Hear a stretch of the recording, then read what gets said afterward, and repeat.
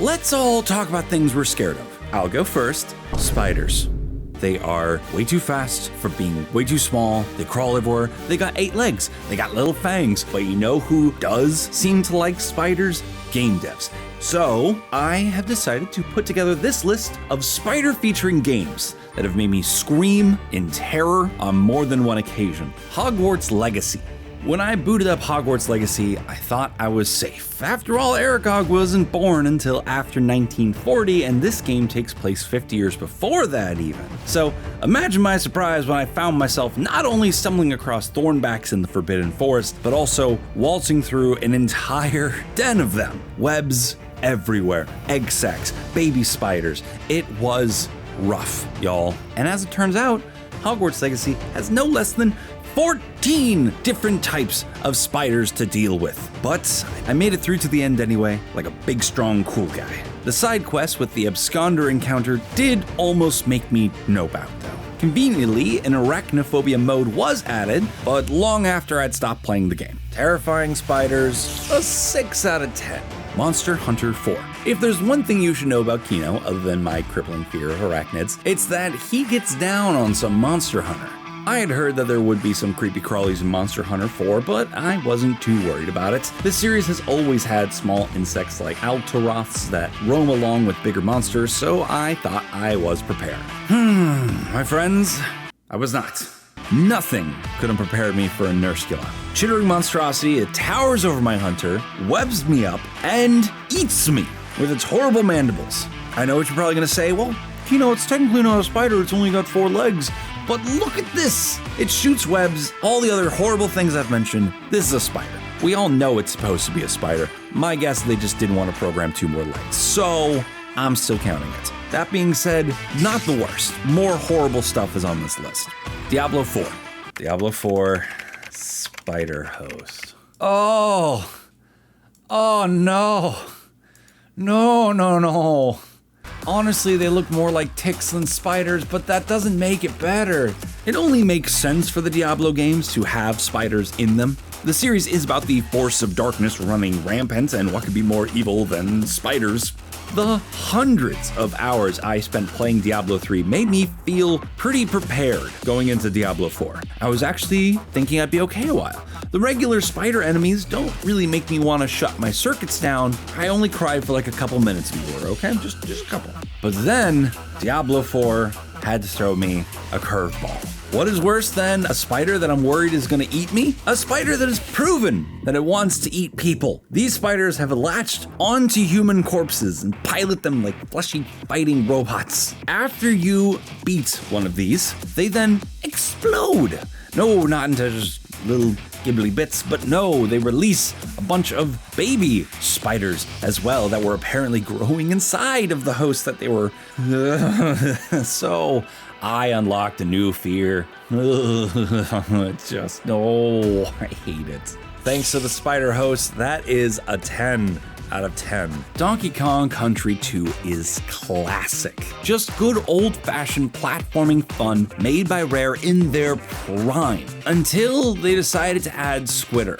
You have to wrap your brain around a giant fuzzy spider with human teeth, apparently 4 pairs of sneakers, which kind of puts him at the biggest footbill of any Donkey Kong Country character. He's basically also a useless companion unless you happen to like being slow and also have a weird, unblinking spider on your team, because again, the eyes. I think I'd almost prefer if you put 4 to 8 eyes on him. I don't think I've ever met anyone say, oh, you know, my favorite character from Donkey Kong Country was Squitter. Sound out in the comments, but I don't believe you exist.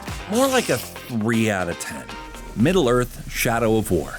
The Lord of the Rings movies definitely have some nightmare-inducing scenes with spiders. You know what I'm talking about. We're not here to talk about those today. No. We're here to talk about Shelob. Specifically, Shelob's appearance in Middle-earth: Shadow of War. When you first meet the monstrosity that she is a giant spider that looks kind of like a xenomorph from the Alien series, and then something weird happens. The creature descends from its cave and transforms into a very pretty lady. For some reason, as if that wasn't confusing enough, you actually protect Shelob in her spider form.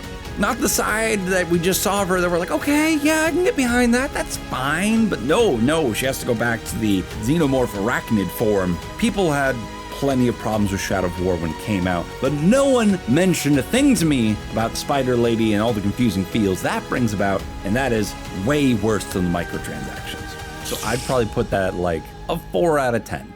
Undertale. There are 2 things in life that I, Kino, would launch into space if I could. Unfortunately for me, Undertale has Muffet, a character that combines 2 of those things. Every spider in existence and scammers. Muffet is a humanoid spider monster that runs a bake sale in Hotland, but not just any bake sale, one with exorbitantly priced items, like a single croissant and donut that cost 9,999 gold each.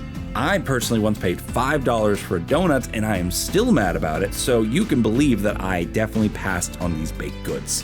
Muffet herself is not too bad. She's kind of an adorable character. The 6 arms isn't too bad. The colors aren't bad. It's the idea that if I chilled at this coffee shop, I would just have little spiders just checking in like, hi, are you enjoying the coffee? And I'd be like, oh, get off me, please. I give Muffet probably like a 3 out of 10. Not too terrifying. The fan art makes her adorable, but fan art can make anything adorable. I'm on to you, artists. Dark Souls. From Software seems to have a deep love for spiders since there is at least one 8-legged enemy in each of their recent games, much to my dismay. But let us go back to the original Dark Souls, shall we? Back before the Souls games became a cornerstone of gaming history, people didn't know what to expect from the series. However, they were probably not expecting the Chaos Witch Quelaag boss fight, a giant spider that has the torso of a scantily clad woman, sticking at the top with a sword that is also made from spider parts. FromSoft, what's wrong with you? Do you want to give us nightmares because you succeeded? And then there's Quelaag's sister, the fair lady, who is just as nightmarish, but at least she doesn't attack you. But like, honestly, her lair is somehow worse. Yeah, that's gonna be a 9 out of 10. That's terrifying. Satisfactory. I got way into Satisfactory a few years ago. It has all of my favorite things: fast open world, sci-fi monster combat, co-op, and conveyor belts. But then I aggroed an alpha stinger, and the scream that came out of my speakers could only be described as blood-curdling. I was not prepared for a building-sized spider to skitter at me and be that fast, and that was the last time that I saw that keyboard and mouse. I threw them so hard they're probably still floating in space to this day, and I left my factory behind because I can't go back to that place ever again. I will live in a box. I don't care. If you want to support my box living style, you can support me on Patreon, but in the meantime, luckily, the developers did add an arachnophobia mode for those of us, like me, who are terrified of spiders. It covers the game models of all the spiders in the game with images of cute kitties. But they still move like spiders, and now it's just making me terrified of cats. Doom 3. Like Diablo, Doom is another game about hell breaking loose and wrecking havoc, and you know what that means? Nightmares come to life. Just so we're clear, Spider Demon and Arachnotron, totally fine. They're demon brains with faces that get around on spider legs, but those spider legs are like robotic. Creatures that don't get a pass are the Trites. And it's never just one Trite. No. They have to swarm you. They have to bring multiple ones. They jump, they skitter. It's just like the spiders in my room. I can't find all of them, and they're surrounding me. And if I see one, that means there's more to follow. So these guys suck. It's honestly the multiple eyes, the soulless dead eyes that look at you are honestly the more terrifying part. 7 out of 10. And finally, when you're talking about spiders in video games, you absolutely have to mention the big daddy of them all, Grounded.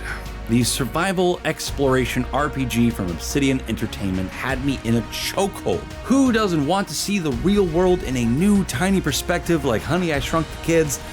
Me. That's who. Because I was fine with the ants, the bees, and even the stink bugs, but no, Obsidian had to throw in not only one kind of spiders, but multiple kinds of spiders, and despite the almost cartoony art style of the game, the spiders in Grounded came out way too real and scary, especially compared to the other bugs. Wolf spiders or weaver spiders, I don't care. Give it the wolf spider hunting you down was literally nightmare-inducing. I should have sent Obsidian my therapy bills after that wolf spider jumped into my base and slayed us all. Honestly, 11 out of 10, maybe stop playing that game. And you're gonna say, well, there is an arachnophobia mode. I know, But turning them into orbs with 2 eyes that chase after me doesn't really change the fact I know what's behind that mask.